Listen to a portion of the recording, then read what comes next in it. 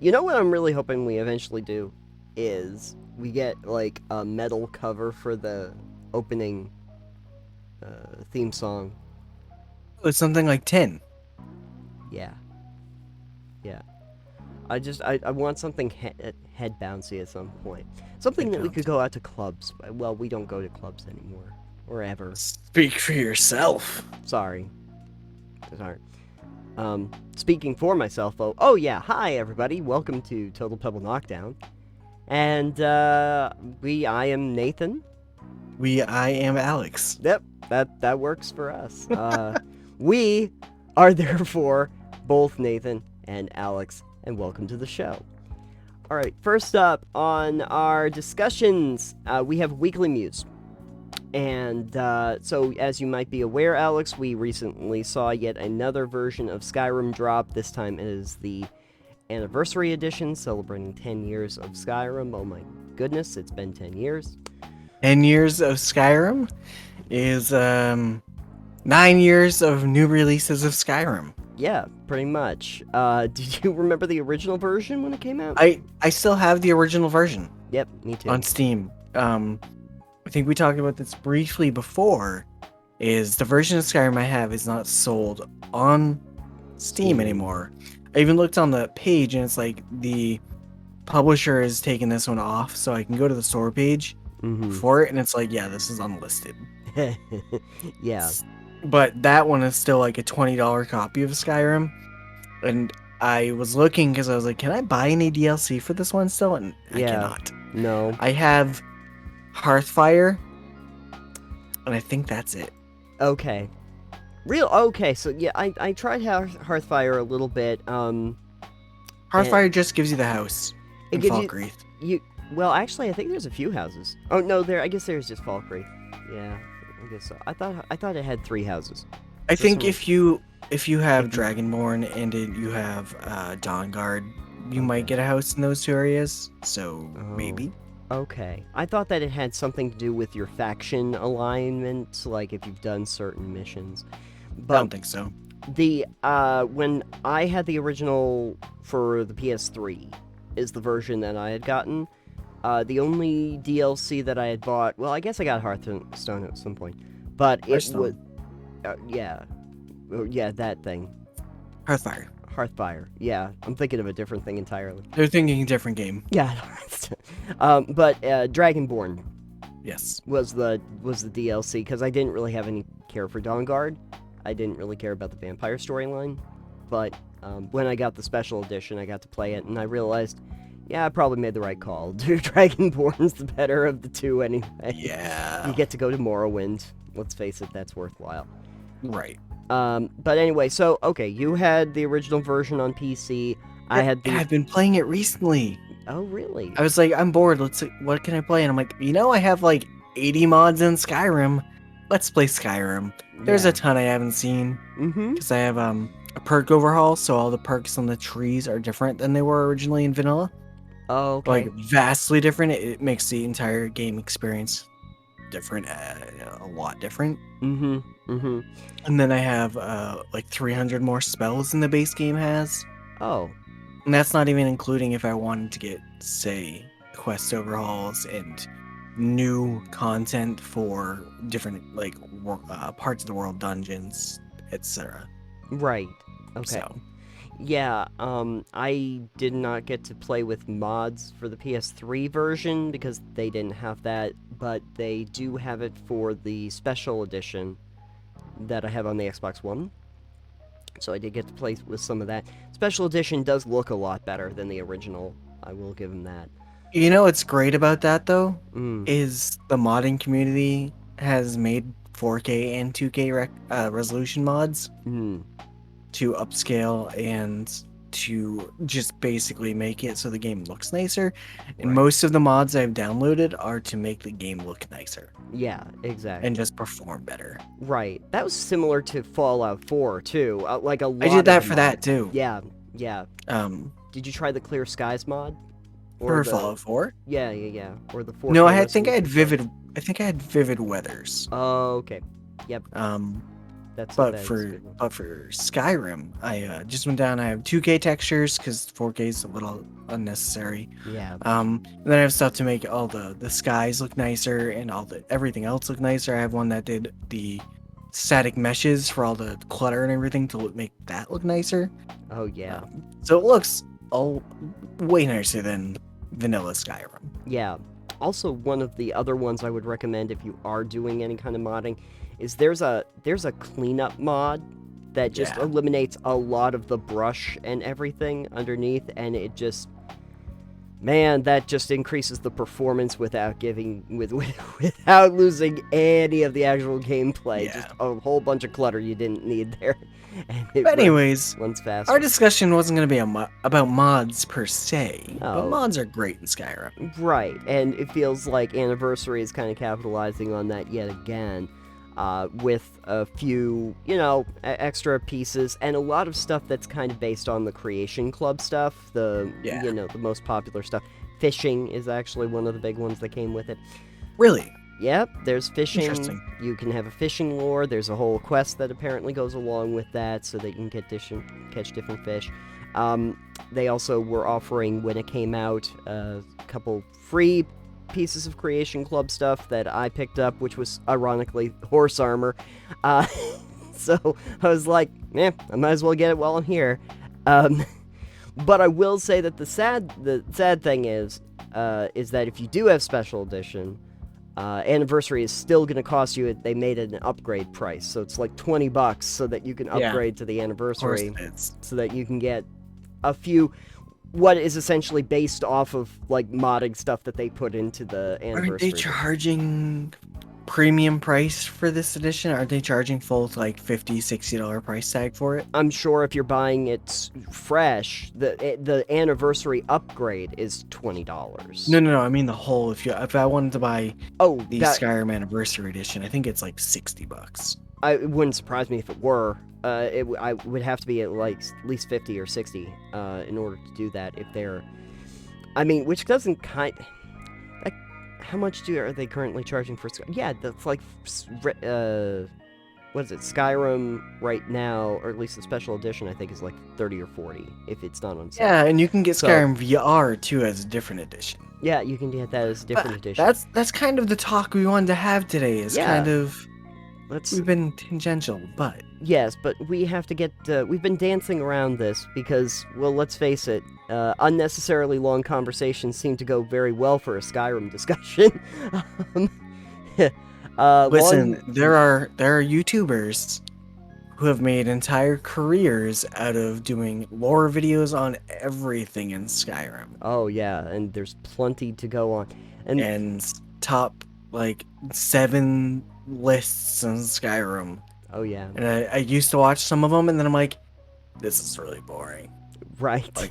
Like I love Skyrim, but like, do I really need to watch 17 videos in a row on 7 little facts you didn't know about the Dwemer?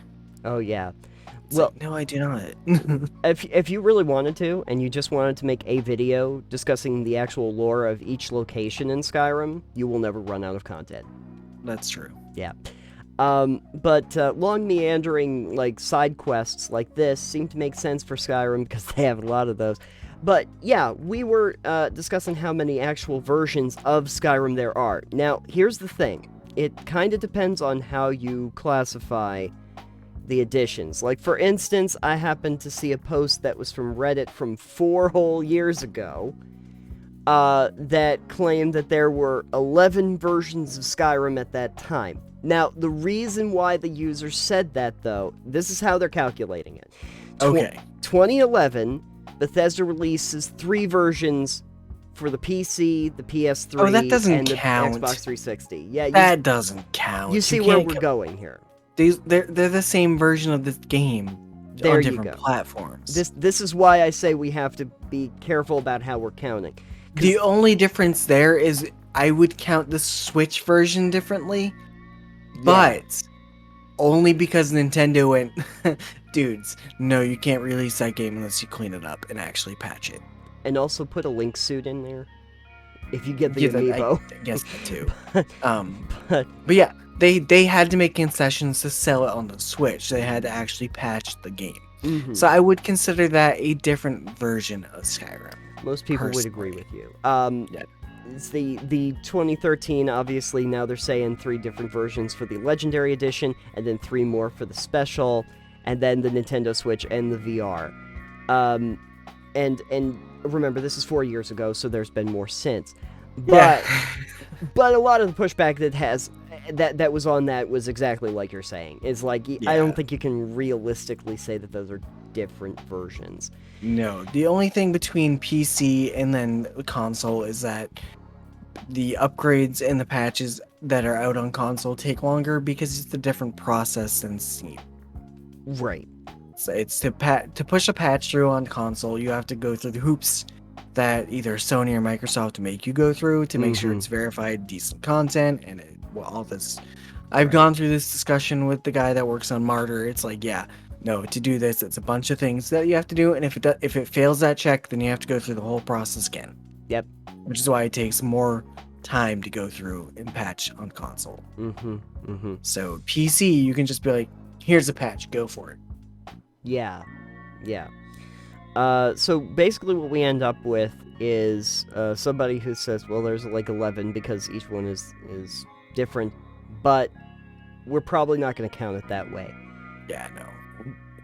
The best list that I can get together that we can work off of is from The Gamer, and it was actually just updated a few days ago as of this recording, so we have a pretty new version.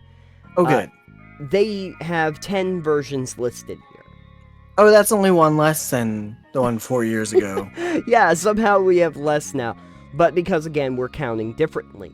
So I'm going to go through that list in the ranking that they have it from worst to best. Oh. They do worst from best. Because I would prefer chronological, but I guess whatever works. I know, I wish, but we kind of know what the chronology is. It's the originals, the legendaries, the specials, and anniversary. Yeah. But okay, so the worst, you probably know the answer. No. Skyrim Very Special Edition for Amazon Alexa. Why is that the worst? Why is the Alexa version of Skyrim the quote-unquote worst in their opinion? What they're saying is that while it is clearly a joke, this is a playable version of Skyrim anyone can use. It's a fun gag. The fun does wear fast, however, making this game a novelty rather than an actual RPG to enjoy. Well, yeah, it's a gag, but it's a really well done gag. Yeah, it is. Okay. True. I think what they're figuring, though, is that the actual gaming experience is very limited for them. Yeah, I mean, you're not going to program a whole text-to-speech game. Unless, of course, let's face it, there was money in it, at which point. But it was free, so yeah, there's no money in it. Exactly, so they weren't going to do that. I did share in the Discord a Jacksepticeye playing it. Yes. And that was hilarious. Yes. So, I don't plan on doing it because I don't have Alexa anyway. Yeah, I don't want any smart home devices. Okay, thanks. No. Ever since that one time where they said, "Are you gonna take over the world?" and Alexa just laughs, I was like, okay, well, never mind.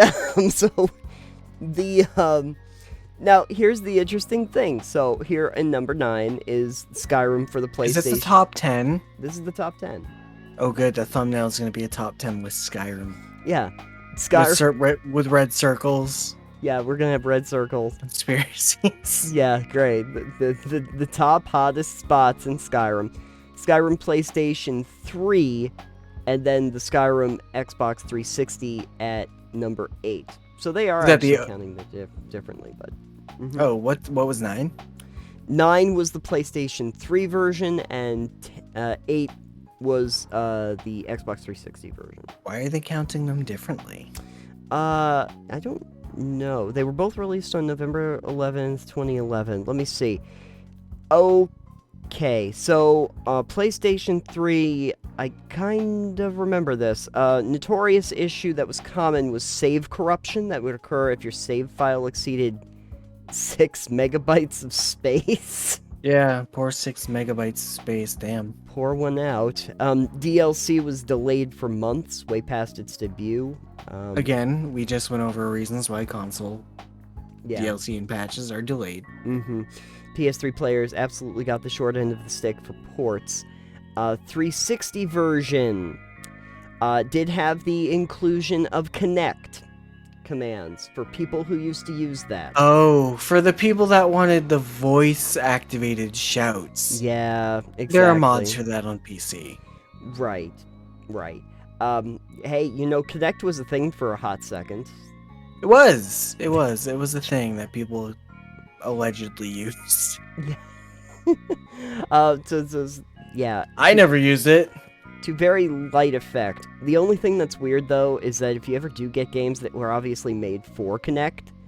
No one does that. Well, side note, I might have played 1 or 2 games that I can tell now were very much made for the Kinect. If you've never played Disneyland Adventures... I've never played so many people played Disneyland Adventures, are you kidding me? Wow. Anyway, there's whole mini games that you can tell were absolutely not made to be played anyway, but with the Kinect. Like, there's the whole thing about, like, yeah, pose for the camera and we'll take a picture. And it's like, there's no inputs to actually do that. You would have to have a Kinect in front of you so that you could make a pose in order to make your character do stuff. There's very limited functionality. Okay, so in the 7th spot, as we count up, is Skyrim Special Edition, the PlayStation 4 version, and then the Xbox One version is after that. At 6. At 6, yeah. PlayStation really is not doing very well in these rankings over the Xbox.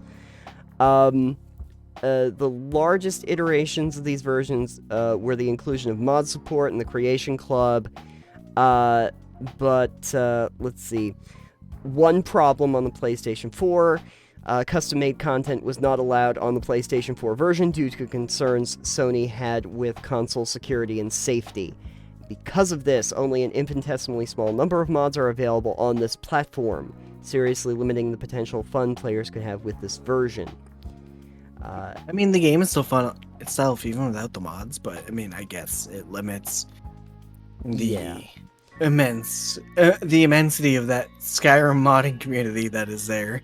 Yeah, exactly. They did not have quite that problem on the Xbox One. Those on PC would be used to this already thanks to ENBs and visual mods. But it's awesome that the ability mod on consoles, the visual improvements for the outdoor environments, that was all just like in package. And you could get it running at 1080 at 30 frames per second, which is not outstanding, but it's 1080 at 30, nice. Yeah, good job. It's better than we had. Now, okay, so we're past... doing 2K at 60, so it's fine. Yeah, we're fine. We're good. Everything's fine. This is fine. Now you can do 4K with no problem if you have a beefy enough computer. Which I don't want to do 4K. That's No. unnecessary. A lot of I can memory. support 4K. Yeah. Takes up a lot of RAM. Speaking of which, though, we're getting to the PC releases because we're halfway through the list. We're at 5 out of 10, or the 5th, number 5 on our list, which is the PC, the original PC version from 2011. PC is 5. Yeah, I know. It's after the the special editions. So out of every vanilla port, PC is the best. There is no debate. It's just like that's what they basically say. I don't know if they're PC stands or not, but we call them PC Master Race. yeah, the PC Master Race, right? I mean, that technically would be a stand, but Yeah. I mean, the thing that I will say about PC is that you can get a much more high-performance machine than what the consoles are going to offer because they have to be at a certain price point and they have to have certain hardware configurations. PCs, you can build it out just as much as you want, so... Hey, you got the money? Go for it. Exactly. then we have... Oh, hey, speaking of which, at 4, Skyrim Special Edition, the Nintendo Switch version. Ah, there you go. Now we finally get Link. Hey, the Switch is ahead of the other one. So yeah, the Switch is ahead of it. So why is the Switch at 4? Okay, so it has a unique advantage of both being a portable device and the home console to game on. True. That's fair. Advantages are used to the fullest potential in Switch's port of the Special Edition. It's easy to switch from the dock to the portable. It can even support mods and motion controls. Oh, the motion controls, of course. Few negatives, such as aforementioned text and compressed audio, that sucks, are insignificant to just how much it is fun to play on the Switch device. So, portability. It's mostly the same thing people like about being able to play the new Pokemon on the Switch and stuff. You have it in the handheld if you want it to be, or the Zelda. To be fair, if they didn't make a Pokemon that wasn't handheld, I don't think it would do as well. No. In fact, the thing about Sword and Shield that everyone was excited about was the fact that I could finally play a Pokemon game on a console, because it was so long. We'd never had it in 20 years. And then it was, meh. So good for you. Thanks for putting, just for the record, thanks Game Freak for putting your B team on the Pokemon game and having your A team work on your side project. What was the side project? Who freaking cares? Little Town Heroes. That's right. I remember the name of it. It was Small Town. I don't know what that is. Little Town Heroes, Small Town. Yeah, and don't worry about it. Oh, okay. The point is they thought, you know what? Why should we invest resources and manpower into building the Pokemon game? It's just the largest franchise in the world. We shouldn't put effort into it. Yeah, no. Yeah, don't do that. Anyway, we're just going to make the money anyway. People will buy it. Number 3 is the Skyrim Anniversary Edition. They are now lumping in the Series X and the PlayStation 5. Now that's the new one, right? That's the new one. The one that just came out. So 3, congratulations, new release. You're not at the bottom. The new Anniversary 10-year edition of Skyrim is only number 3 on this top 10 list of Skyrim releases. There you go. And the funny thing is, I will not buy it because then I'll have to go and download all... Hold on. Nope. Hold on. One second. I'm waiting. I have to open up my mod manager really quick. Yeah. Loading it. I'm just gonna be drinking my Lipton tea over here. Games. So I have 56 active mods on Fallout 4 and 47 active mods on Skyrim. Perfect. So yeah. That's how much I mod my Skyrim. Oops. Cancel. Fair enough. What the gamer was saying here is, to celebrate 10th anniversary, Bethesda was released a DLC of sorts that includes all Creation Club content released up to November 2021. Players who already own Special Edition received a free update that included, 4 Creation Club mods. One of them was the fishing. And owners on PC could also purchase content of the anniversary pack for $20. It did not remaster any content. It is definitely a Creation Club DLC bundle. And it is technically... They're saying it is technically Special Edition port for the new consoles, is the way they're phrasing it.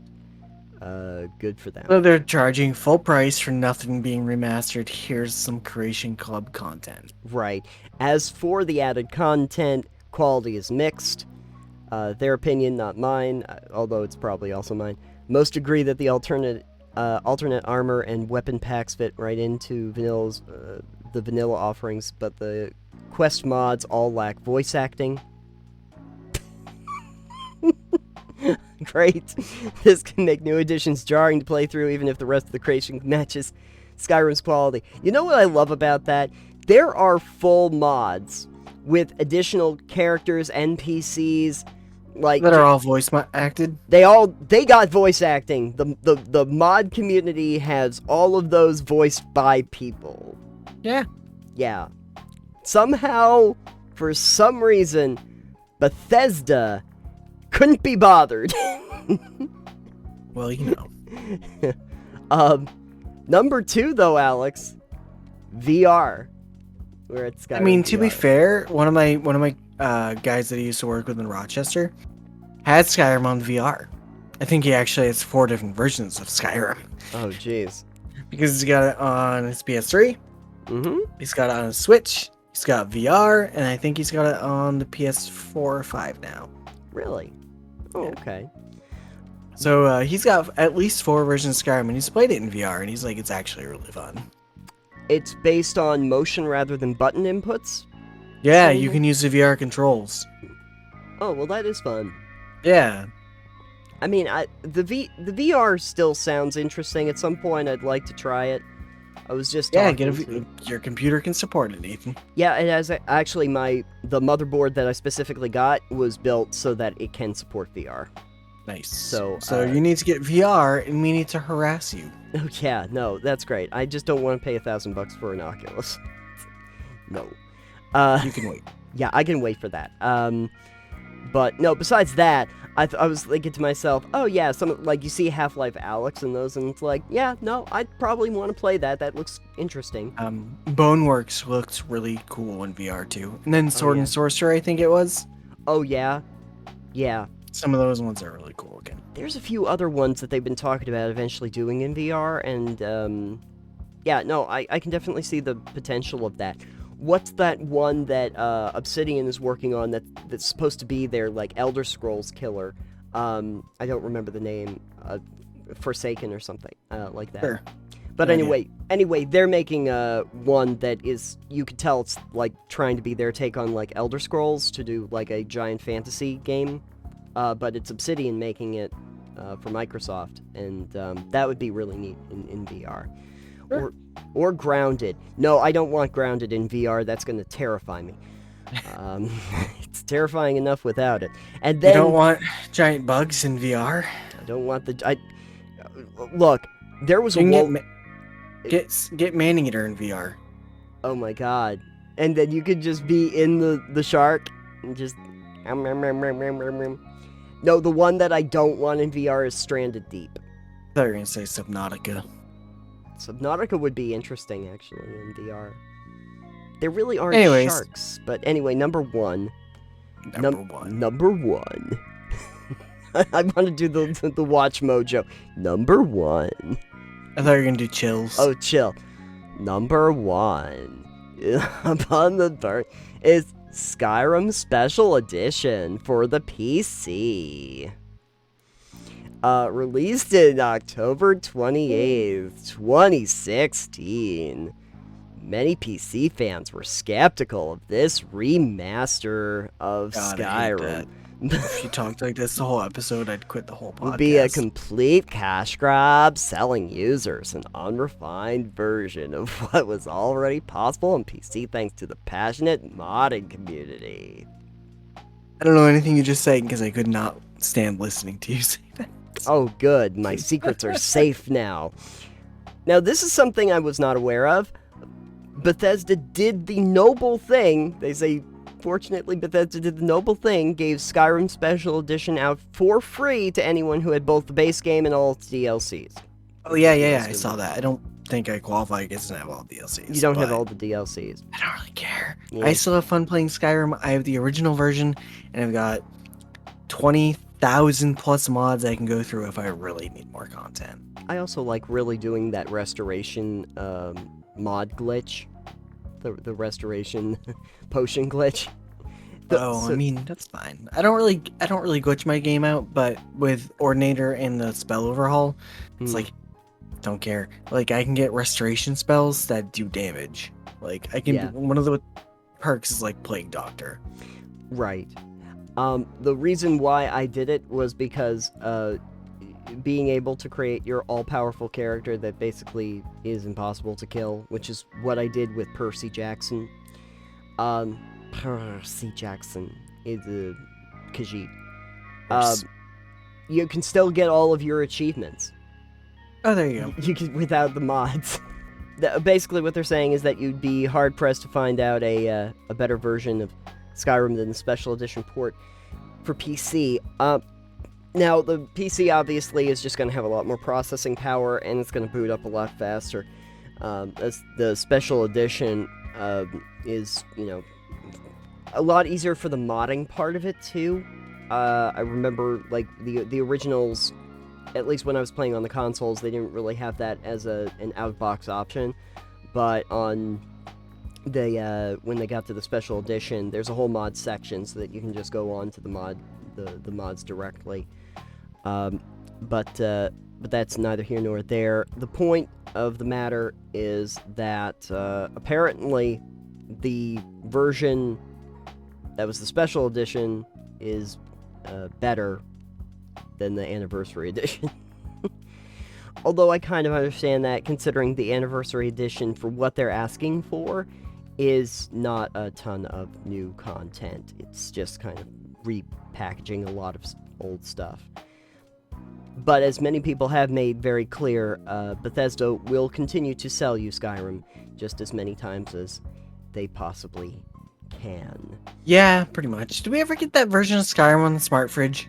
No, but don't tempt them. They will probably give it to you. There's also some other things that came out. One thing they didn't mention on here, but I did want to make it clear, is that there is also Skyrim represented in, like, Elder Scrolls Online. There's also that, which is kind of a version of Skyrim, but it's happening in a completely different time. I think we don't need that. Yeah. Skyrim, you're 10 years old, and it's time to... Your time has come. Your time has come. And there are also games that erupted out of just the mods themselves. I don't know if you're familiar with The Forgotten City. That was released as a full game just a little bit ago.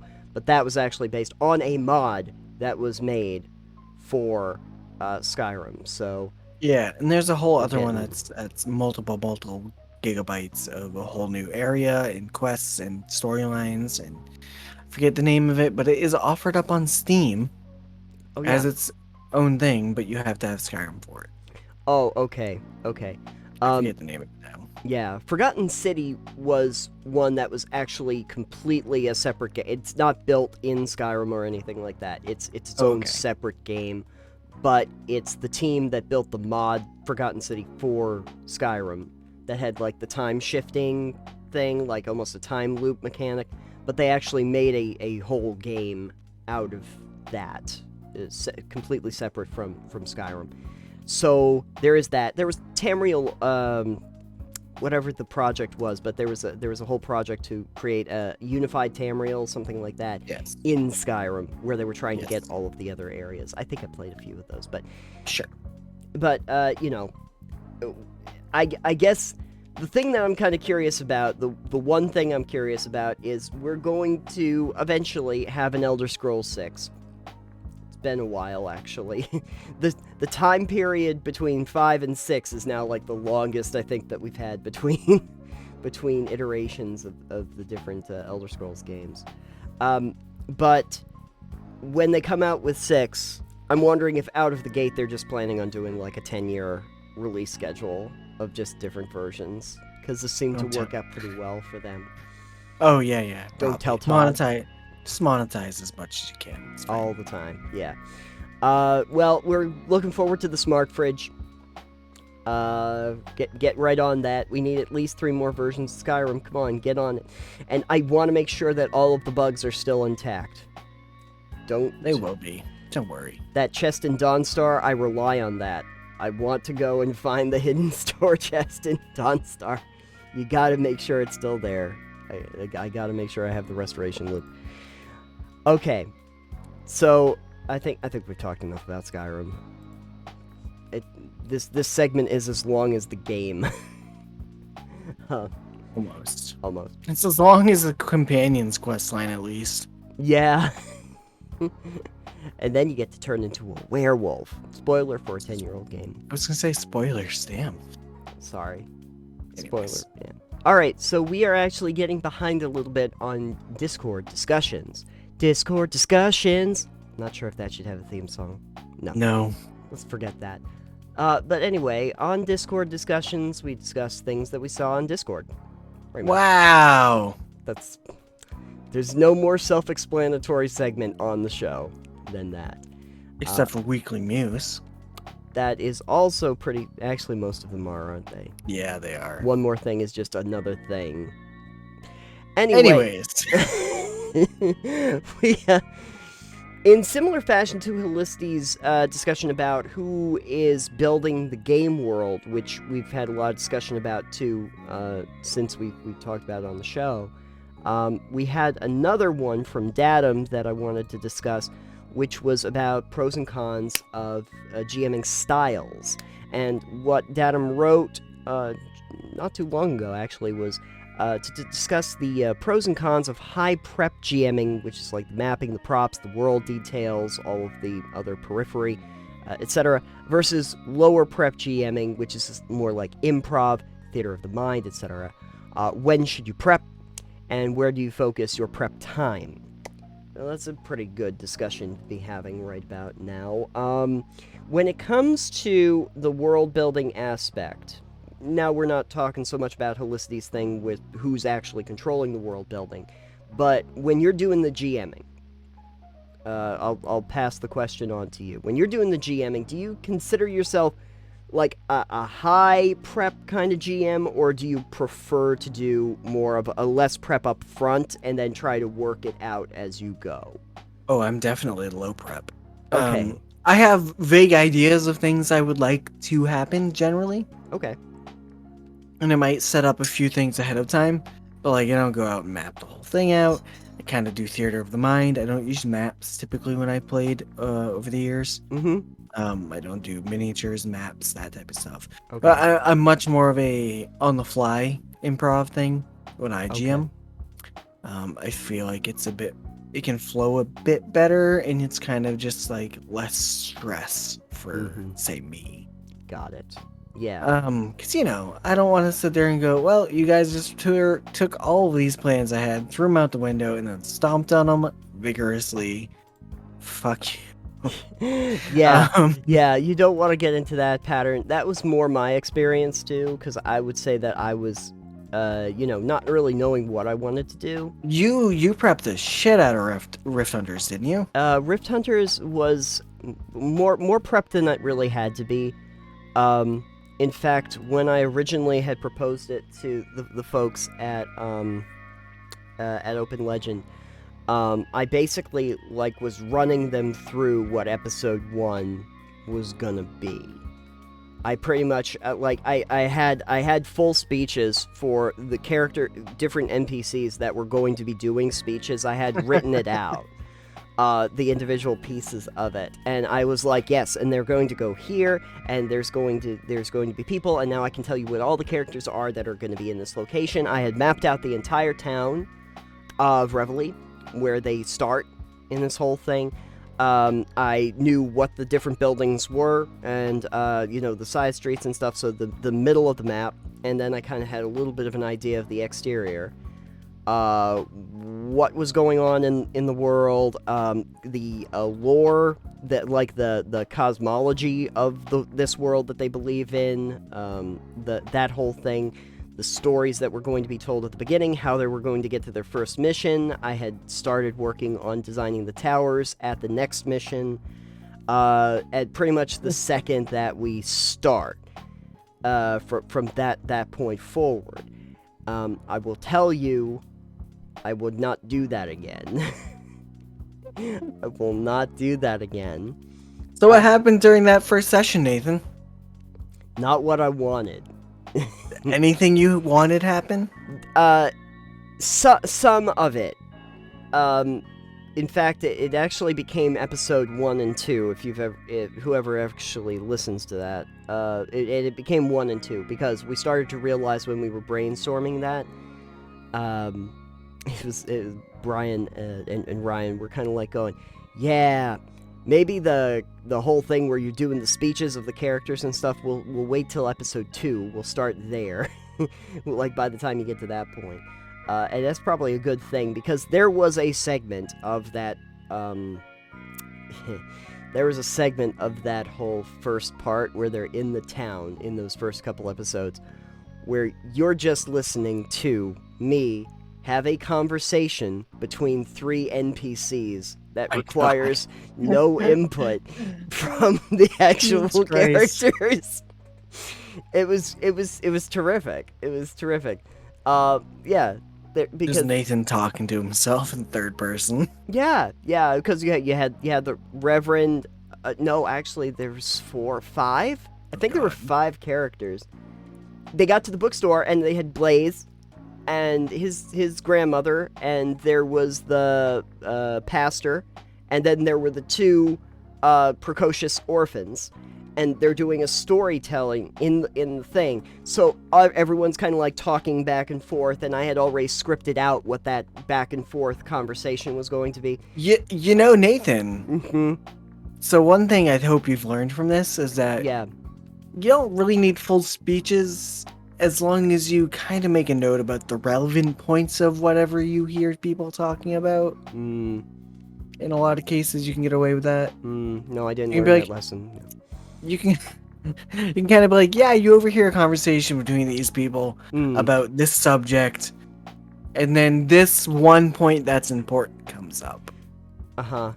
You can give them that. And if you want, it saves you having to do a speech between 5 NPCs that are just all you voicing. But I needed dialogue. But I needed to tell them the entire rich lore of the world that they were now in. Yeah, you just wanted to lore dump on them.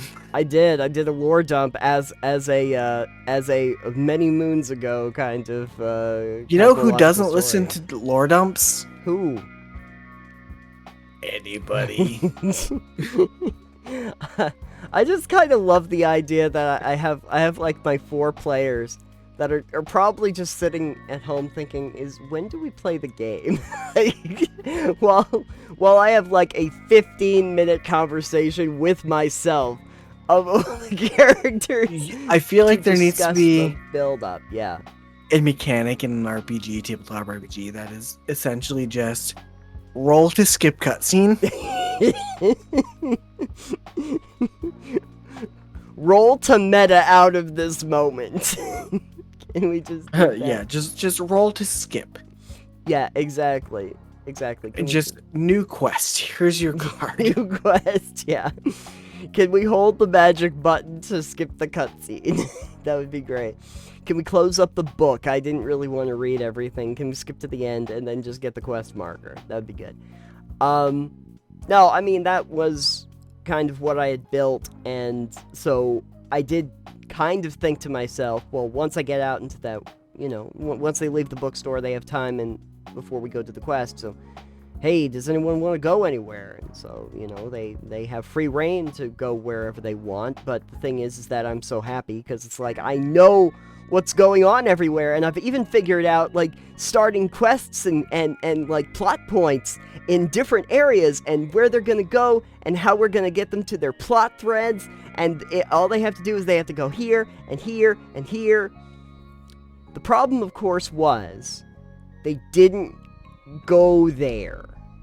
Yeah, that's always the problem, Nathan. I wanted them to go to the hotel, because there was going to be a room waiting for them, and that was supposed to set up a quest line, or a little bit of a mystery for one of the characters that would speak to a much larger storyline that I had already figured out. Another 15-minute cutscene. Luckily that wasn't a 15-minute cutscene, but I figured that it was going to be an interesting mystery to something that was gonna involve dimensions and time travel and a whole bunch of other things related to why he was still there. And, like, I was like, okay, good, I'll set it up now, because over the next, like, 3 years that we do this, I am going to make sure that, like, people will be able to go back to this moment at, like, the very first episode, and say, oh yeah, I did plan this out. Haha, yeah, I got him. Like, I was like, I'm going to plan all of these out so that I got great story threads going for, like, all 4 of the characters. And that way, like, when they watch back, like, to the very end, it'd be like, callbacks! The whole thing worked out perfectly from the beginning.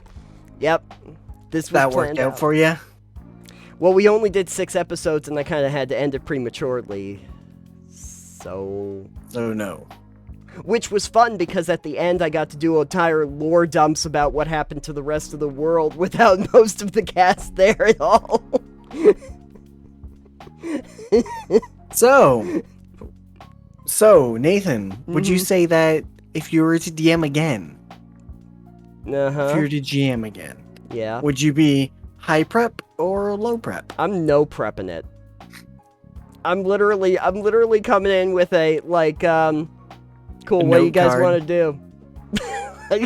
like, I'm sitting there like, I don't know, what do you want to do? I think I would probably try a method of just doing, like, story cards or something like that. You know, just pick some out and just kind of go, yeah, that combination works. Let's just use that as a starting point. We'll just work from there.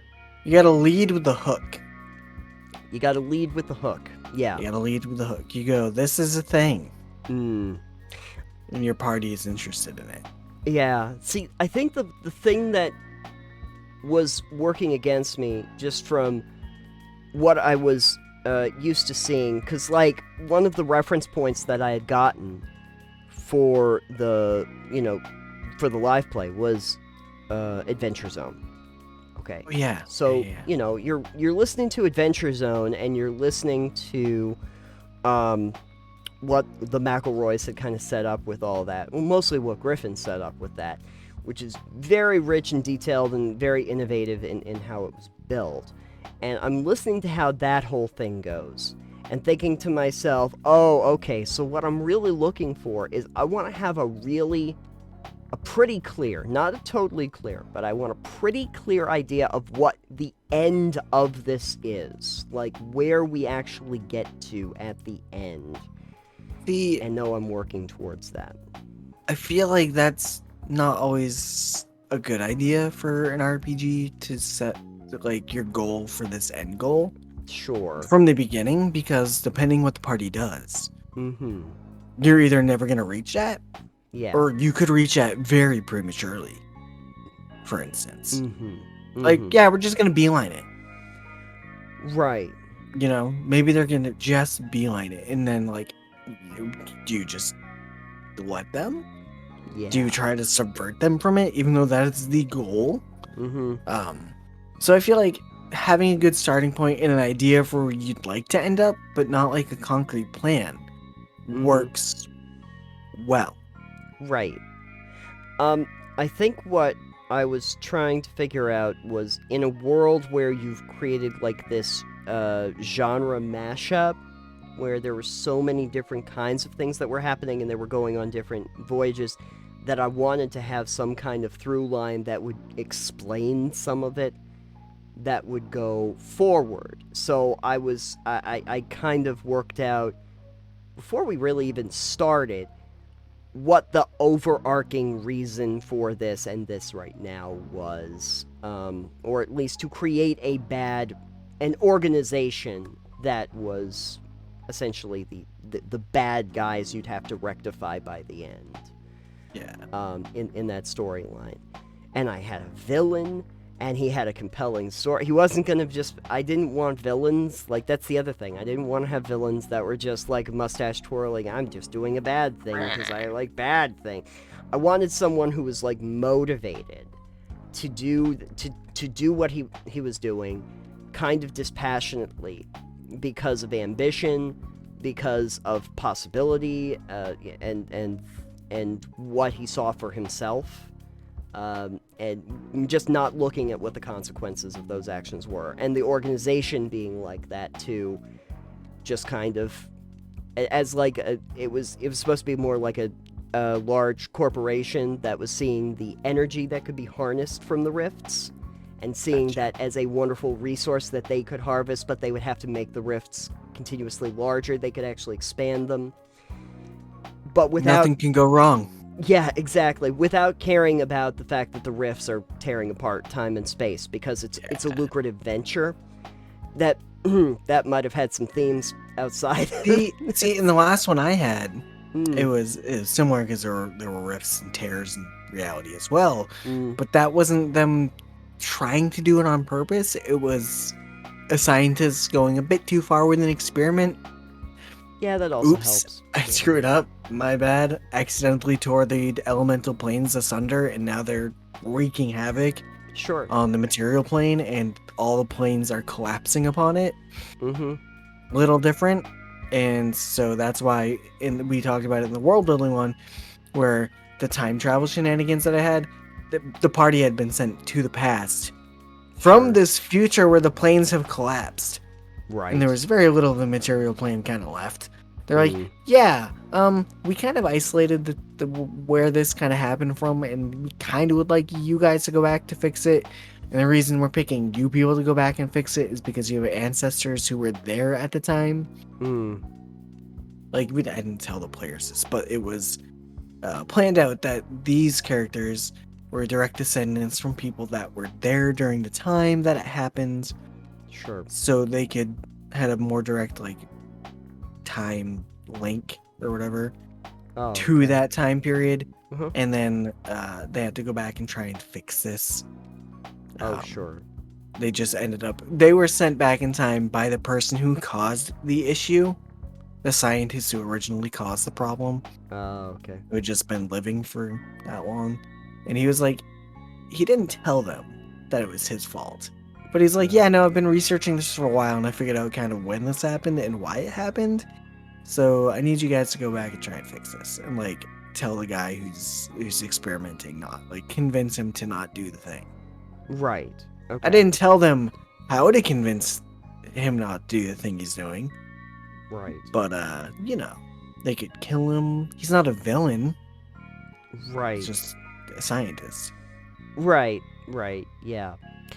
Yeah, I can see the science aspect going out of control. That's always fun. How much did you really think of that, though, beforehand? Or how much were you dealing with, like, as you went along? Like, was that something you kind of figured out at the very beginning before you started? I kind of figured out the plot I wanted to go with, and, like, alright, here's kind of your quest, and this is what's going to happen.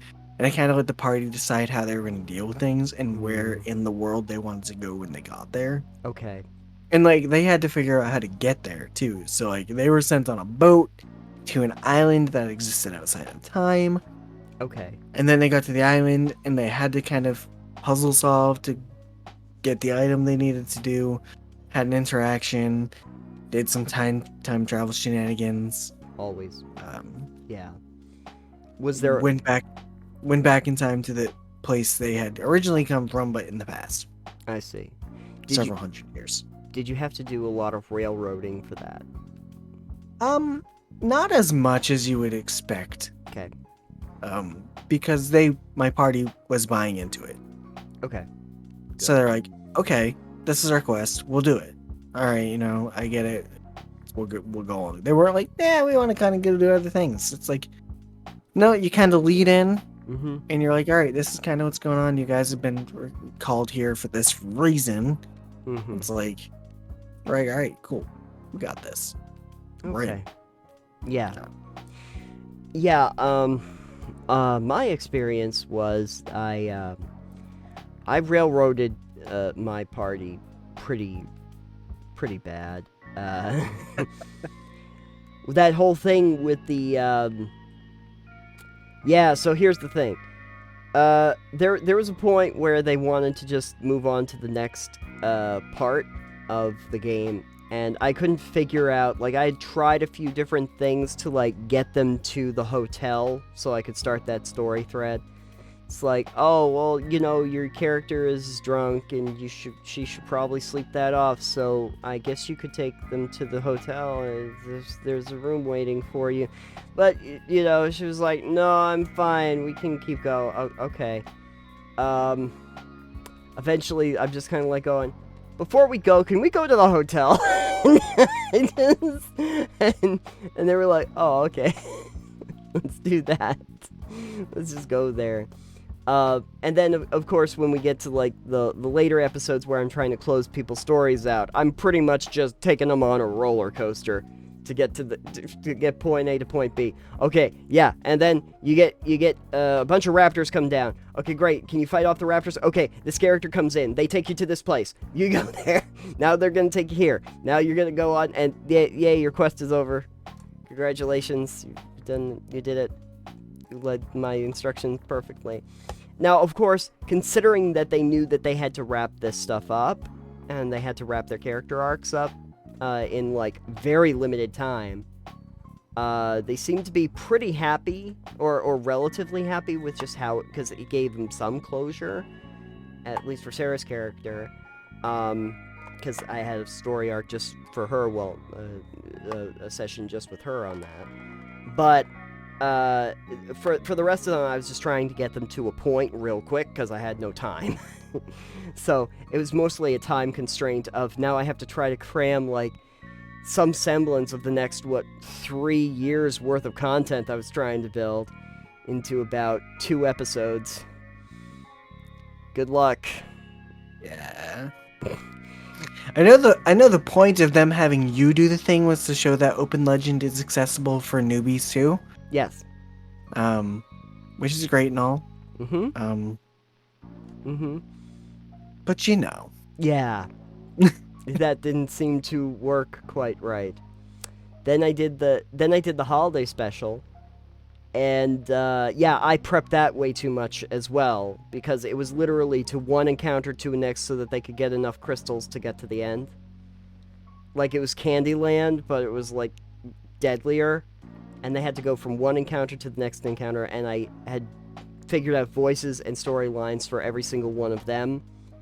And there were also, because I wanted it to be like a holiday special that they were, like, in, like a Rankin Bass special that they were in, I also made fake commercials and cut away to do commercial breaks, and then did fully scripted commercials, fake commercials, in between all the different segments to lead them from point A to point B. Sounds to me like you'd do better as a producer of a show than running the game. Yeah, doesn't it? Seems like that was the takeaway that everybody took from this. So like, I haven't DM'd in probably at least 5 years now. I haven't run a game. Yeah. But like, I never prepped that much. It was all headcanon and kind of like, all right, here's an idea of what I'd like to go and happen. Sure. But I wouldn't do all that prep like that. It's like, I have loose storylines and things, and I can really morph this. And like, low prep, or at least knowing kind of where things you want to happen should happen, I think works well. And even if you do have all the ideas you have, and you really want to prep the shit out of it, a lot of cases your party, unless they have complete buy-in, are not going to follow that. No, and I don't think that they did. And the problem is that, like, I kind of I don't know if I was just not quite aware of the structure of it from the perspective of the person running, but I kind of, I don't know. I kind of worked on the premise that I better have something prepared, because I didn't want to end up lost the second that I didn't have something prepared. I think that's the problem with, like, the idea of a low prep, or at least the problem that I would run into, is what happens the second you don't have a thing ready. Like, how am I supposed to get around that? That's where the improv comes in. Yeah. That scares me a lot. And the thing is that what inevitably happened is the second I could see an improvisational moment, I then tried to script all of that out. Because there was a thing, I think I probably talked about it once a while back on Delph, but we had one of the characters was a Russian spy. and but a Russian spy that kept saying that she was not a spy. She was just a famous Russian film actress that was not a spy, and she did that by constantly saying she was not a spy. That seems like a real life thing that happened. Anyways, it does feel like that. But anyway, there's a point at the very beginning of the show where she goes to one bar, everybody else is at another one, and so she's now drinking alone. She decides to get a drink. She's drinking alone. She's feeling those effects. And the bartender has now heard her say that she's not a spy several times and asks her, like, hey, are you a spy? and she's like, no, I'm not spy. And I sat there and I thought, yeah, you're gonna have to make some kind of like persuasion check or deception check to see if that works. She failed that, and so the bartender keeps asking her about it. Oh jeez. And so instead of fessing up and saying, yes, you are a spy, she's like, and then my character just passes out at the bar. Now, the whole thing was that the other characters are able to get her eventually, and get her out of that situation. After that session, though, I think to myself, wait a minute. Whoa. So there was a moment in this entire story where one of my characters, who's trying to convince people that they are not a spy, was unconscious, alone without the other characters around, in a bar, and she would have had her bag with all of her stuff right there. So there's a real possibility, a perfectly reasonable possibility, that if somebody was overhearing this in the bar, that might be on the lookout for spies, they could have gotten something from her bag without any of the party noticing. You just had the bartender do it. You could have even had the bartender do it. And I kind of feel like maybe that was going to be the solution, that the bartender did it. But to lead it on to a whole quest. Yeah. I feel like the players should not be like, yeah, my character passes out. Yeah, but I was like, okay, if you're going to go with that, though, I'm going to figure out a way to use that. Because my end goal, though, was that there would be a point where she goes, I'm going to go into my bag and I'm going to get something. And what she wanted to get isn't there anymore because somebody had taken it when they were at the bar. And that would indicate that when she gets back to town, she needs to find out who took it, which gets you onto a whole wonderful cloak and dagger story that I was going to work on. So by the time that one thing unexpectedly happened, I had already started thinking about an entire storyline that was going to go into like a spy ring in the middle of the main city that was going to be for the character. And I overthought that way too much. Yes. Yeah. But it would have been awesome. So, the TLDR here, Nathan. Yes. High prep, low prep. Well, considering I tried high prep and it didn't work, I guess we would go with low prep, by nature. But I think what I'm gonna need, and maybe you have suggestions on this, is some kind of, medium in order to do the low prep. Like either story cards or something that I can feel more comfortable with not doing the prep work. Vague notes. Vague notes. Okay. Vague notes, and if you want, I think Datum and a couple others have mentioned in the Discord as well, that sometimes you just kind of use a pre-established world and just kind of rip it apart. Sure. Like, you don't have to go with the established lore, but the locations and the world and the geography make it a lot easier for you to go, yeah, okay, you're in Icewind Dale. Yeah. And okay, here's some, you're just here, but I'm not going to go with any of the established lore for it, except for the location. And, like, everything else is made by me. Yeah. Just kind of made up on the spot. Yep. Fair enough. I've done that, I did that years ago in the Forgotten Realms with a dragon, I think that was up on a volcano, an ice dragon. I'd taken residence up on the volcano. Of course. Iced over an entire forge of elementals. Great. Just taken up as a lair. And that was by Neverwinter, I think Mount Hotenow. Oh, that place, yeah. Great name. But like I took that location as the setting I was using, and then I kind of just did something there. Sure. It doesn't have to fit in with the setting. It doesn't have to fit in with established lore. It's your world in your game. Yeah. But you're using locations and places and things that are recognizable so that you have a basis. Okay. Which means you don't have to suddenly go, I need a town. What's in the town? What's the town look like? And you can go, it's this town. It looks like this town. It sounds like this town. It's just got different inhabitants this time. Yeah. I almost feel like what you might need, and I'm sure they've made some of these, but I'd be interested if anyone out there can cite a resource for me of just like some just like a book that has some detailed elements that you could use for frameworks.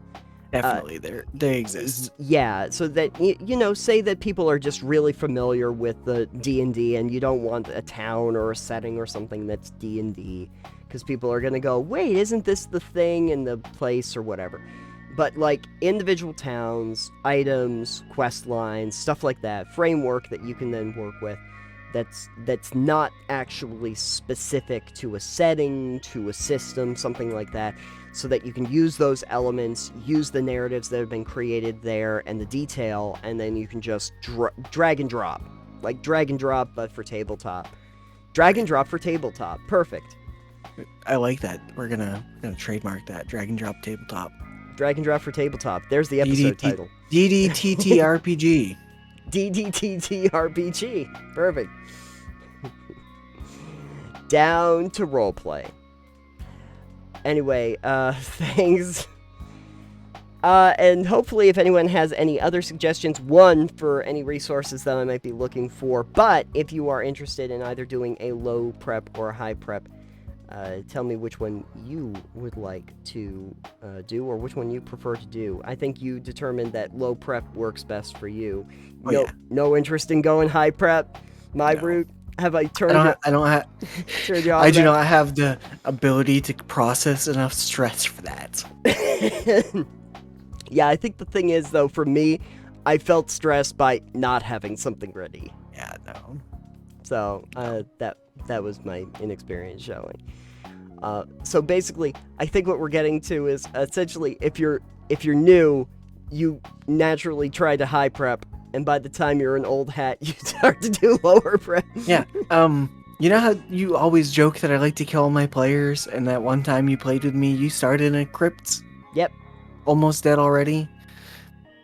Yeah, those were just riffing points, and I don't really kill all my players, but I don't prep, so if they do things that get them murdered, that's their own fucking fault. Yeah, exactly. So there you go. Apparently, as you get better at GMing, or you get a little longer in the tooth for it, you prep less. Sometimes, or you prep more and just write modules. Yep. If you...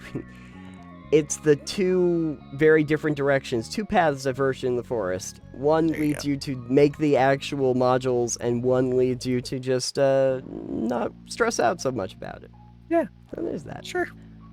Okay, so we have one more thing to discuss, and today that is going to be a topic we were talking about not too long ago in the off-camera section.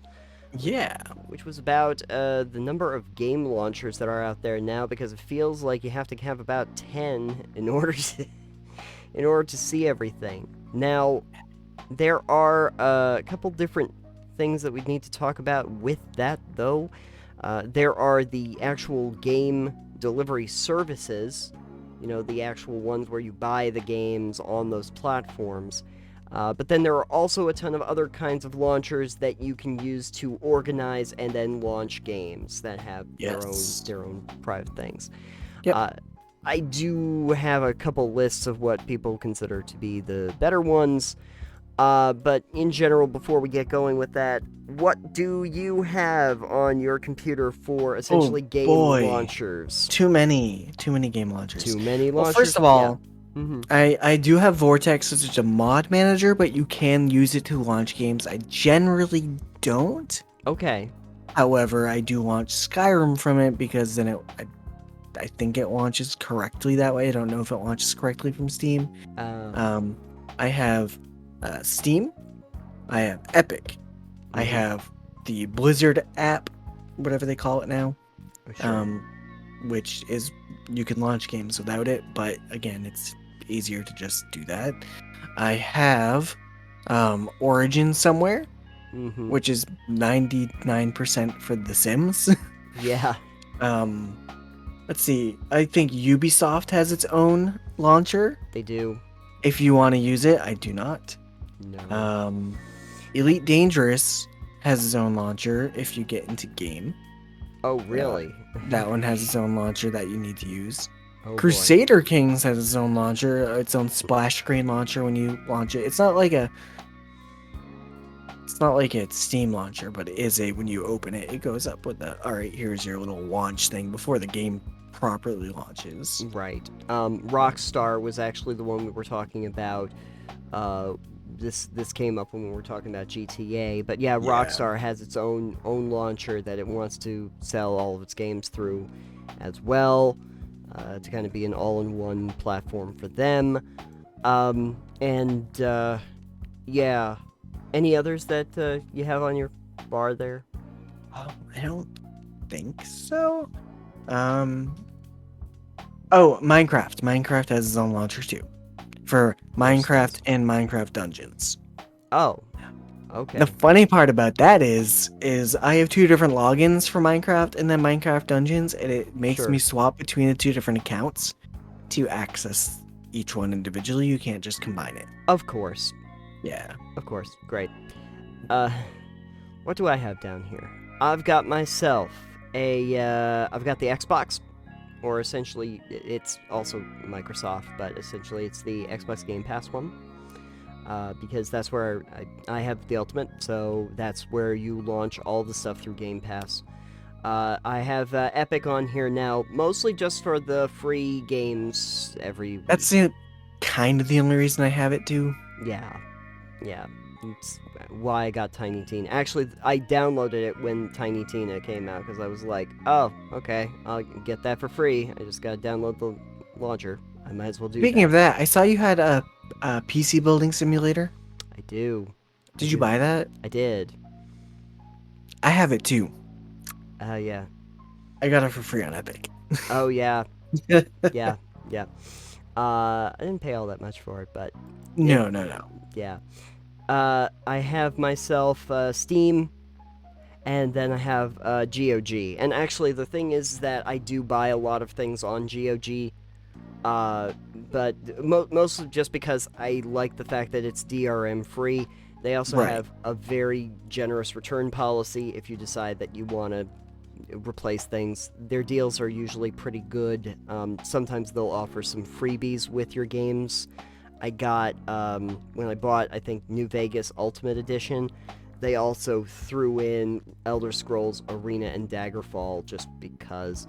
But then the other thing that I found that's very helpful is they actually have a management thing for the launching so that you can tie your other accounts into it. Yeah. So that you can have your complete listing of games there, which is very helpful, because if I just needed to not find a game on any of those, but if I just wanted to launch something, I could actually go on there and see the entire listing for all of them on every platform, and I could launch from there. Now, there are, in addition to that, of several others that they do talk about that are not necessarily platforms for buying it, not really, game platforms, so to speak, like we normally think of, but are there as launcher apps. Some of the big ones that are usually on there is stuff like Razer Cortex, Game Room, Play Night, and I believe Launchbox is another one. That is one that you actually have to pay for. I don't know any of those. Yes. It's Game Room, to be just clear. Game Room is one that apparently is no longer in development. The community is inactive, so I don't really know what that's about. There is something called Steam Big Picture, which would allow you to use emulate input devices with a controller. Yeah, I mean, that's just something you can get right on Steam. Basically, there's a button for it, Big Picture mode right there, next to the minimize button. Right. I don't use it. Yeah. What was the funny one that I had? There's this thing from slant.co where it's 11 best game launchers, and they get to the one that's about Launchbox, and I love the fact that it says Top Pro, it's free, for pros and cons. Top Pro, it's free, and then a con is expensive. It is expensive for a game launcher.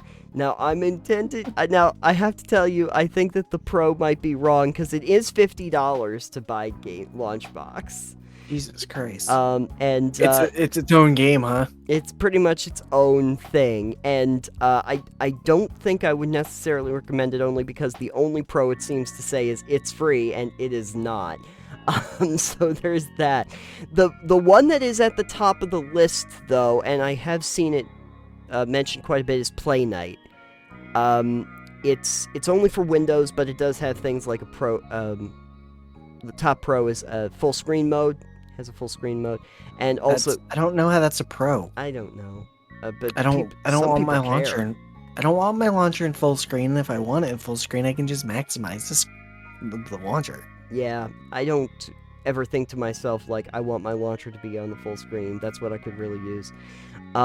Also, though, open source, released under the MIT license. So there is that. And it also, one of the things that they talk about is if you have like a launch box or something, it uses up a lot of RAM. There are several apps that have tendency to.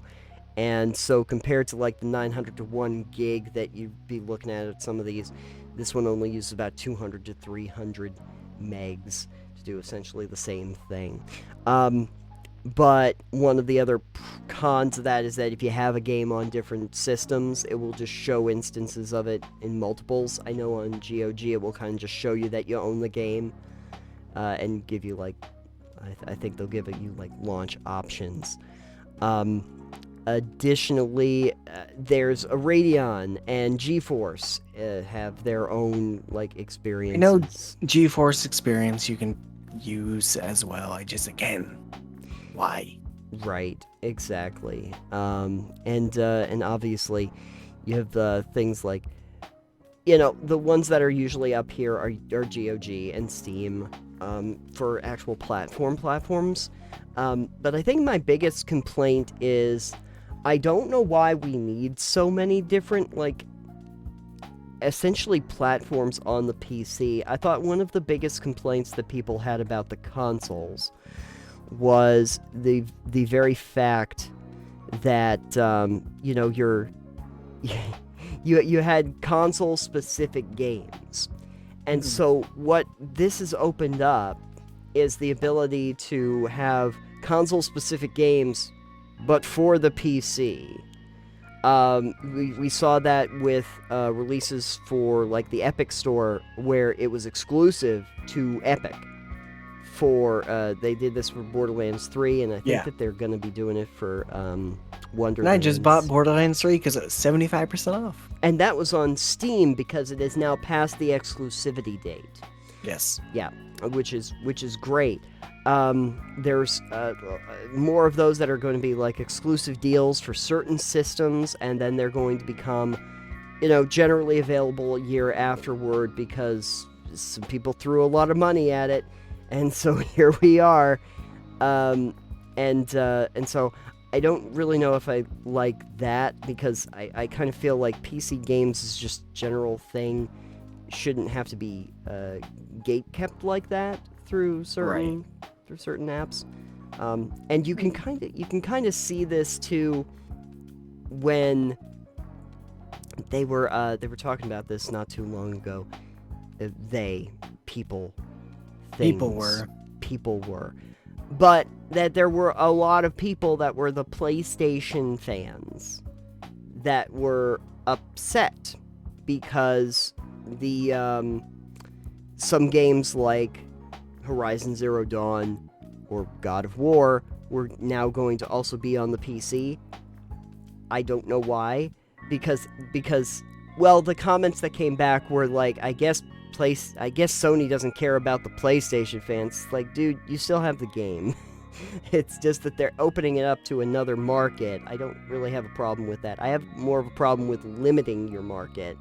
Yeah, that's not good for sales of your game. No, it really isn't. But the also the problem I have with like the exclusivity is if you think about things like Marvel's Avengers, where, you know, if you want to play the Spider-Mans, you have to have the Sony, you have to have the PlayStation. You don't get that. You have less content on other ones because you now have exclusivity on certain platforms. But I was not looking for that kind of relationship when we got to the PC. I didn't want that to happen when we got to a PC because we had kind of solved this problem back when we just had the discs. You just put the disc in, and it didn't matter what you had on your system, just that your system could run it. The issue now with discs becomes, like, when your consoles, is that, oh, you've got a disc, but you still need the disc to download another 100 gigs of data. Right. What they've turned the discs into is essentially a passcode, a passkey, so that you can get the game downloaded. I have noticed, though, with a lot of games, especially the ones that usually take up a lot of storage, is that the game disc does serve as part of the overall, load, essentially, for the giant gigawad that spawned into your thing. Because, like, Borderlands 3, I have that one on my Xbox One, and that particular one obviously is not taking up nearly the kind of gigs that it would if I downloaded it on PC, and that's because I have the disc itself. So the disc does actually serve as part of it, but as time goes on and they do all of the patchwork and the additional DLC, it starts to also become a giant cluster, and I need to have the disc for it. I still like my discs. I guess that's the thing. I do worry a little bit about physical media going away, kind of like what you were talking about earlier, though, with, like, I can't get the original Skyrim that you used to have. I mean, can't on Steam, but... Yeah. But that's the thing, is like, well, if they pull it from the store, can I buy it again, or can I download it again? You know, I worry a little bit about that. If I had a disc in my hand, at least I know that I can pop a disc in, and I can play it. There are a lot of games that, you know, get kind of like lost in the shuffle, or get, you know, taken off of Steam. I guess in Definitive Edition's case, that was probably a good thing. But I think they came back. They should be fine. But I don't know. How many launchers do you think we actually need? Like, which ones are really necessary for us, considering what we're looking at? I mean, 2 or 3 max on PC. I mean, I get Epic is trying to be a different storefront than Steam, and they're actually better for creators. On the monetary end, they give them a better cut. Mm-hmm. So that's cool. Steam offers way more games and offers it to indie games and smaller titles, which is really cool as well. Mm-hmm. And then I think, you know, Microsoft has 2 now. Microsoft has 2 because Origin is Microsoft, I believe. Isn't it? Or is that EA? That's EA Origins. EA doesn't need their own because they offer their games on Steam now anyways. Yeah, and also EA Play. Oh yeah, fuck that. Ubisoft doesn't need their own because I don't care. No, because Ubisoft is going to be... Because Ubisoft also has their games on other stuff, too. Right. And then Minecraft, again, I guess Minecraft is its own standalone thing. It's whatever. Yeah. I can only imagine the reason why they're doing it is probably monetary cuts. You know, obviously. I'm sure that they pay less if they're doing it well, they probably keep everything, actually. If they have their own launcher, then if they go through, like, a Steam or something. But then again, how many people are really going to go? How much time do you have to spend to actually maintain and update that? You have to have servers for that. You have to keep the site going, and how much money are you really getting out of that process? I just feel like you're better off going with a system like, if you want to do an Epic deal, they'll pay you good money for an exclusivity. Yeah, they will. Yeah, that's why everybody takes it. Or Microsoft. Microsoft will pay you good money for basically buying your company so that you can develop exclusively, like they did with Obsidian and Bethesda, etc. And those games aren't necessarily exclusive yet, but just wait to consoles. So there's that. But again, I don't really like the idea of doing those exclusivity deals or trying to, keep it from one storefront over another, because you get into a console war that we didn't really ask for, because we didn't think we'd have to deal with this when we got to PCs. Right. So I'm kind of concerned about that, to be honest with you, because I can see this going in one of those directions where, everybody just creates their own bespoke launcher for every single game, and it's like it's too many launchers, guys. It's just too many launchers, and it loses too many launchers. It loses its efficacy, because then no one's going to go to a centralized hub to find games. They're just going to be going to this place because, well, I want to play Minecraft. Okay, we'll go there, but you're not going to discover anything new when you go to the, besides Minecraft and Minecraft Dungeons. Is there anything else on the Minecraft launcher? Not that I'm aware of, no. Okay. I will say, one thing I love about Steam is the fact you've got all the user reviews. Yes. And I don't really use a lot of the Steam community stuff, but the reviews on Steam games. And the fact you can see those ratings, mostly negative, positive, whatever it is. You see how many reviews are, and you can go through and read those is nice. Oh, yeah. Epic, on the other hand, doesn't have anything like that. No. And Epic does not have... You don't just go to, a game's page. You click on the button on Epic, and you launch a game. All that they have is a store page. Yeah. So, one of my games on Epic updated recently, and I'm like, where do I find the freaking notes? Where do I find patch notes for what this game just updated? And it doesn't offer any of that on Epic. No. So the way I found it is I launched the game, then the game itself on the title screen had the stuff for it, but it's like, if I just want to read your patch notes, I don't want to launch your game. I want to see what the changes were. And Steam does a good job of this generally, because I know it's not on Steam, but it's developers who do it. But it's all generally on their page, and it's in your news for games. So I'll be like, oh, all these games have updates that just happened, and I can click on the game title, and it'll bring me to the page, or it'll bring me to the patch notes, and I can just read through the patch notes. Mm-hmm. And Blizzard is actually Blizzard's still in hot water, but Blizzard is actually decent at their patch notes being there as well. Yeah. So that's the thing for me. I want to be able to see the changes that have come to the game, especially a game that I buy if I buy one in early access or something.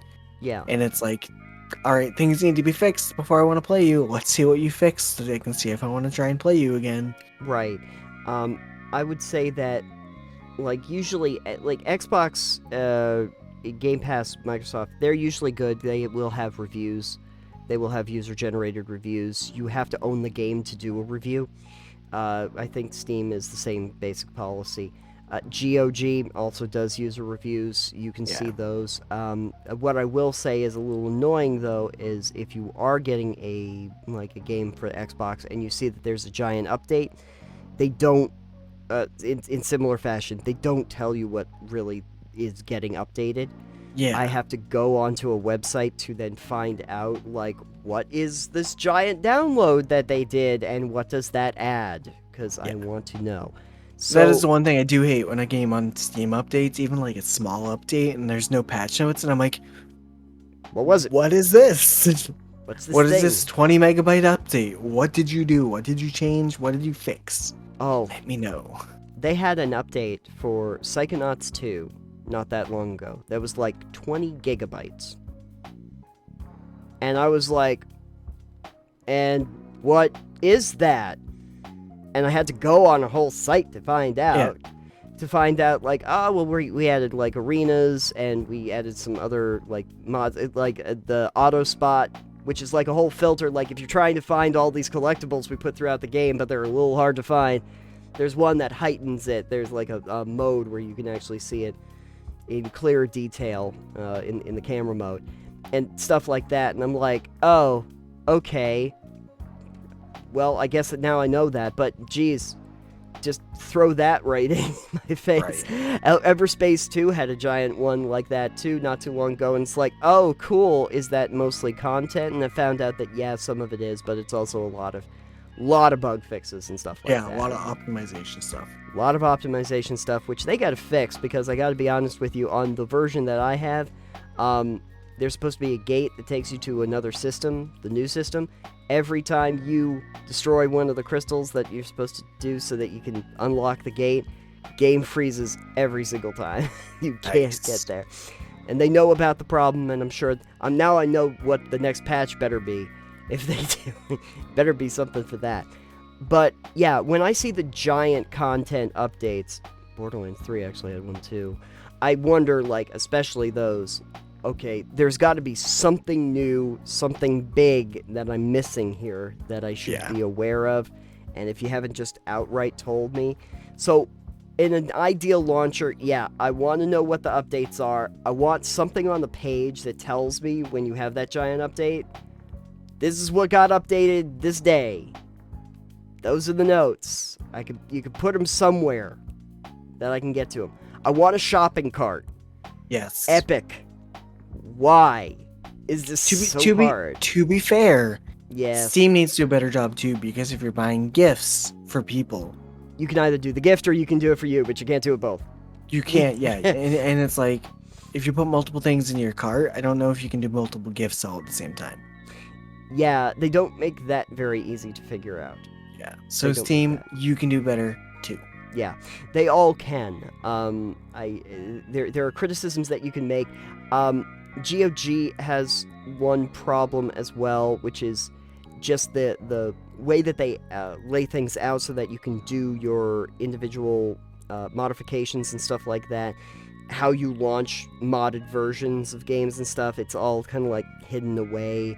And I did find that if you're going on like Xbox, what they'll want to do, this is a very specific problem, but if you have linked your Xbox account, your Game Pass account, onto your GOG, they'll show you all the games for your Game Pass, but that doesn't mean that all of them can actually play on the PC.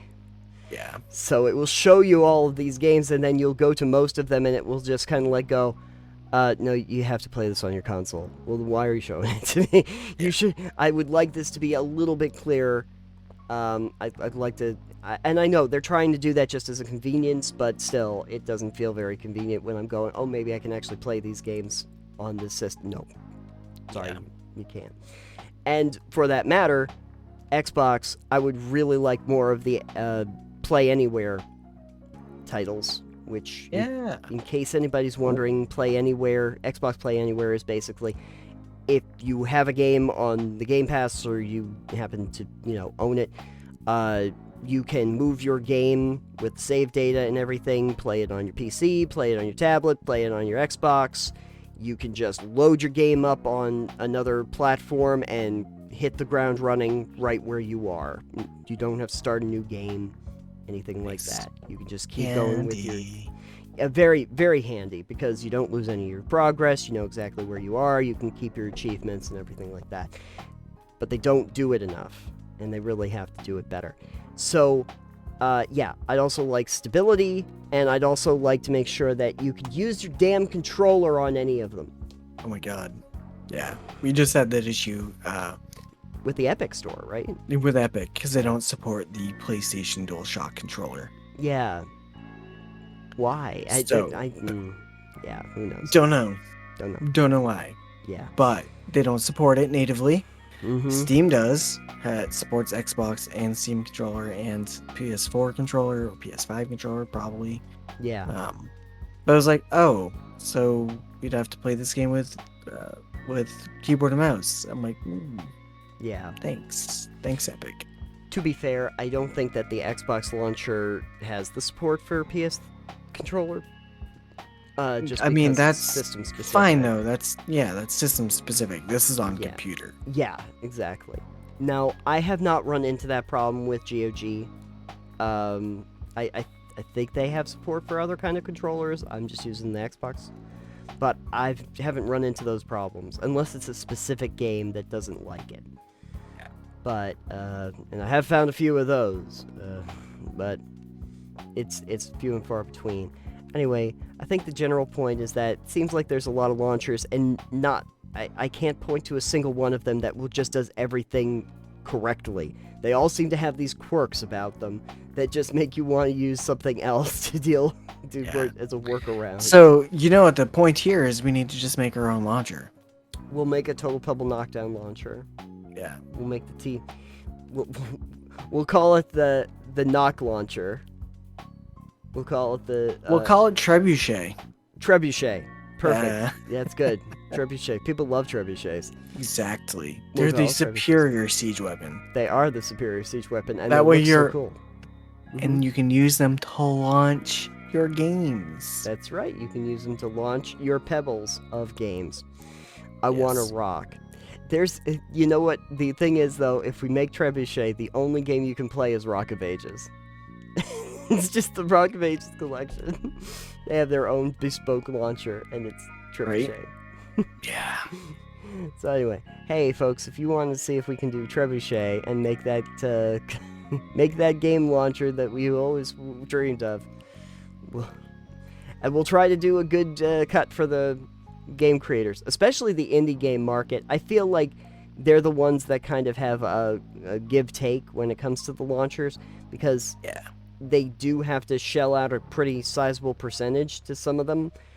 But at the same time, like I was saying, with all the bespoke ones like Rockstar and stuff, there is no visibility for indie market games. Right. Like you have on those big platforms where people might actually be able to see you at some point. But it is a big cut. I think Steam was like something like 30 or so percent for it's a chunk. Yeah, a little bit. Yeah. But anyway, we are wondering exactly what you out there in the world use. If you happen to know, please check us out on Discord. Come and join the conversation. I'd be interested to know if you have one that we didn't mention here that you might want to tell us about. How do you launch your games if you're working on PC? Or if you have one of those Macs that I used to use. Remember those? Once upon a time. You can use Steam on Mac, though. You can use Mac, Steam Semantics. or GOG. But if you're on Mac, PC, or if you really like those Linux, if you have a system that you prefer, you just let me know. We'll be over on Discord. We'll continue the conversation there. Okay. So, we have reached the conclusion of this episode. It's a rather long episode. Well, we had a long rest after the turkey. That's fair. We fell into a deep coma and emerged with a very long conversational piece. 3 of them, in fact. But don't worry, we'll be back onto a tighter hour and a half episode. 3 hours and a half. We'll only be at 3 hours next time. We'd be great at filibusters, because this would just be the entirety of our day. I would just read Lord of the Rings out loud. That would work. I'm surprised they haven't done that more. It'd be more cohesive than they usually end up being. They'd get more people watching it. Yeah, absolutely. Anyways. Peter Jackson directed that filibuster. Let's see here. Out of curiosity, though, Alex, if people wanted to find more about Trebuchet or all the other projects we're working on over at Total Pebble Knockdown, where could they go?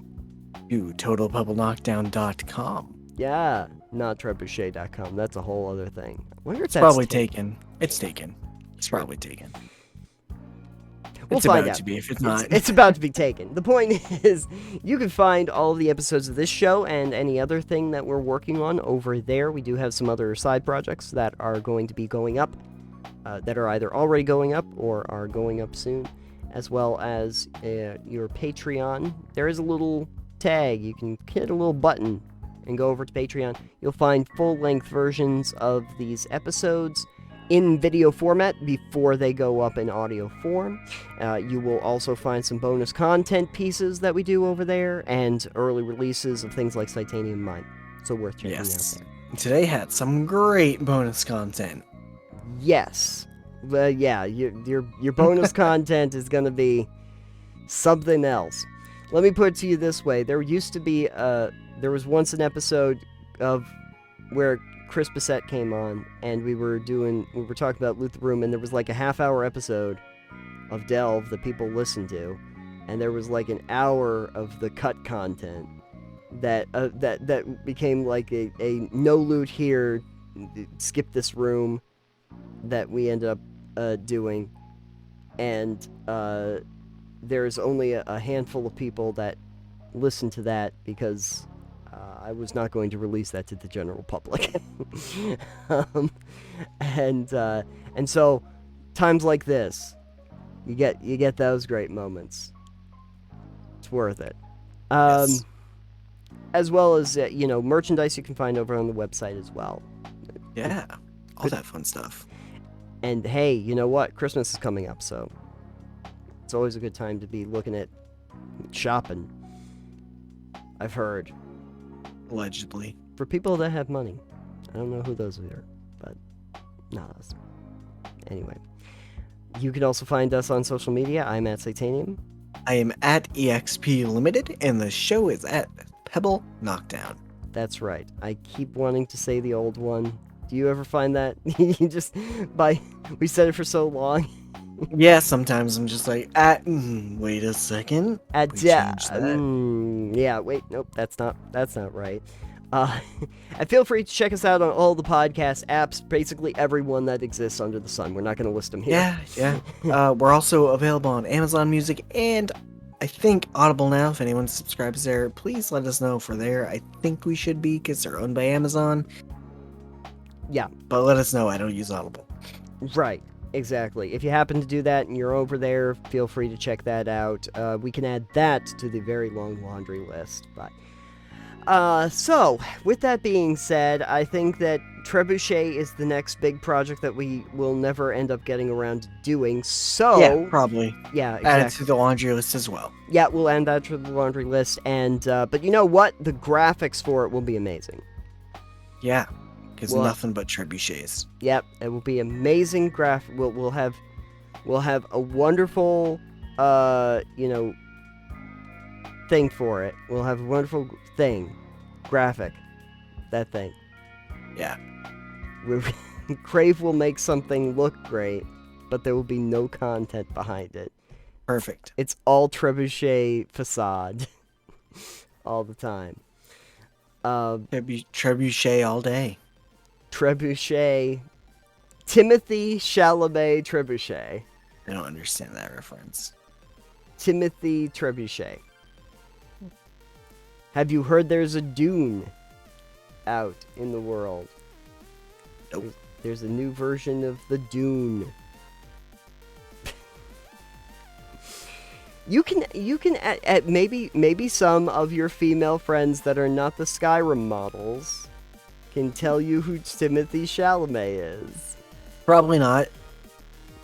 That's fair. I've met your friends. Yeah. No, you haven't. No, I have not. I haven't. I try to avoid them at all costs. Thank you for joining us on this episode of Total Pebble Knockdown. And until your trebuchets are able to come in, they're all on back order. We will see you on the next one. Don't jump in that bucket. You are not a pebble. Great timing for the end of the show because Nathan just cut out. Yeah, he's talking. I can't hear him. No, I just, Can you hear me now? Now I can, but it was like... Oh, I did that on purpose. No, you didn't before. Oh, not before. And then it just got really glitched out for you. Oh, perfect. Yeah. Anyway, I was talking about trebuchets. Yeah, anyways, let's get out of this one. Launch ourselves into a new show. May the trebuchets launch you firmly over the wall of the French castle. Also, Bye. your mother smells of elderberries. Goodbye, everyone.